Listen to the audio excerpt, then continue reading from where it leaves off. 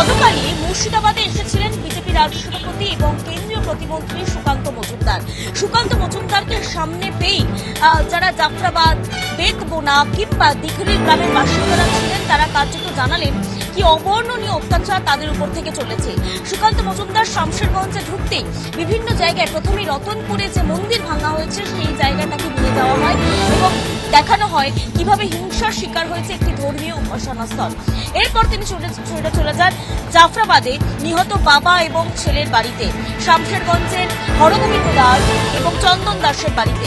চন্দন দাসের মায়ের সঙ্গে কথা বলেন, তার স্ত্রীর সঙ্গে, হরগোবিন্দ দাসের পরিবারের সঙ্গে কথা বলেন, দুই ছেলের সঙ্গে কথা বলেন তাদের, এবং তার আশ্বাস দেন যে কেন্দ্র সমস্ত তরফ থেকে সমস্তভাবে তাদের পাশে থাকবে। বেতবোনা গ্রামে ঘুরে দেখেন যে আসলে সরেজমিনে খতিয়ে দেখেন। এরপর তিনি জানান সেই